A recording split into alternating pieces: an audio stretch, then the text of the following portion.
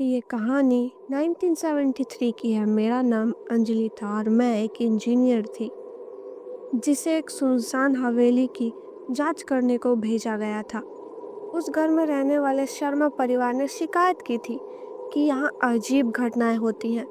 रातों को कदमों की आवाज़, चीज़ें हिलने की आवाज़, किसी की आने जाने की आवाज़ और ऐसा लगता है जैसे कि कोई उन्हें देख रहा है। मैं एक वैज्ञानिक इंसान थी। मेरा मानना था कि इसके पीछे कोई ना कोई वजह ज़रूर होगी। शायद घर की नींव कमज़ोर है, या तो कोई चूहे या फिर हवा। हम सब उस घर में जाते हैं। घर बहुत पुराना और डरावना था। अंदर की हवा ठंडी और बासी लगती थी। मीना और मोहित के चेहरे पीले पड़े हुए थे।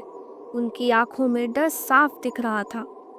मीना ने कहा, हर रात ठीक 3 बजे सीढ़ियों के से कदमों की चलने की आवाज आती है। कोई ऊपर से नीचे आता है और हमारे कमरे के दरवाजे पर आकर रुक जाता है। मोहित ने कांपती आवाज में कहा, और फिर सांस लेने की आवाज। ऐसा लगता है जैसे कोई तकिए के पास खड़ा होकर सांस ले रहा है। मैंने उनकी बातों को नज़रअंदाज किया और अपनी जांच शुरू की। मैंने उन्हें समझाया कि ये सब आपका वहम है, हो सकता है हवाओं की आवाज़ हो। लेकिन वो मानने को तैयार ही नहीं थे। उन्होंने मुझे एक रात वहाँ रुकने का आग्रह किया। मेरा अहंकार और थोड़ी सी जिज्ञासा ने मुझे हाँ करने पर मजबूर कर दिया। शाम होते ही घर का माहौल बदल गया। चुप्पी डरावनी लगने लगी। घना अंधेरा चारों तरफ बिखरा हुआ था। मैंने लिविंग रूम के सोफे को ही अपना बेड बनाया और वहीं पे लेट गई। रात के 2 बज चुके थे। सब कुछ शांत था। मैं विज्ञान की जीत पे मुस्कुरा ही रही थी कि ऊपर से एक जोरदार धमाके की आवाज आई। ठक। फिर कदमों की आवाज सुनाई दी। लेकिन ये साधारण कदम नहीं थे।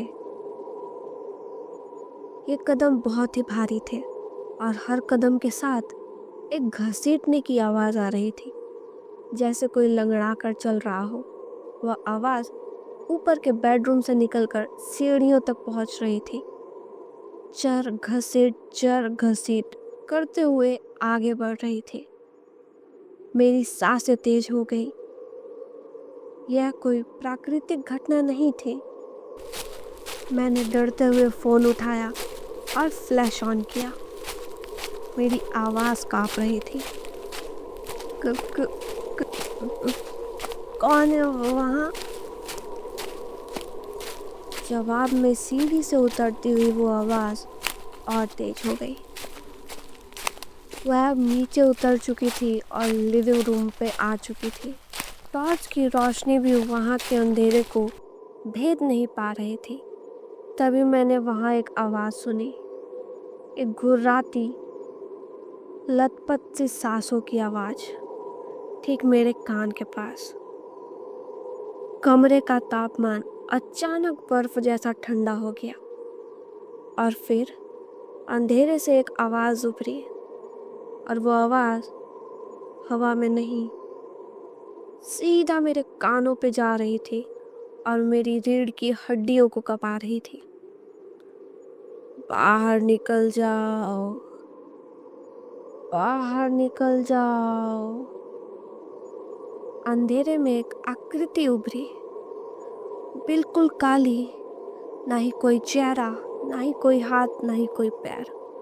बस ऐसा लग रहा था जैसे सिर्फ एक काला साया सामने खड़ा है मेरी दिल की धड़कनें इतनी तेज हो रही थी कि लग रहा था जैसे अभी हार्ट अटैक आ जाएगा। मैं वहाँ से जैसे तैसे भागी बिना मुड़े। मैंने वो नौकरी छोड़ दी और कभी किसी को पूरी सच्चाई नहीं बताई। लेकिन आज भी मेरे कानों में वो आवाज़ गूंजती है और हमेशा मेरे हड्डियों तक को झंझोर देती है।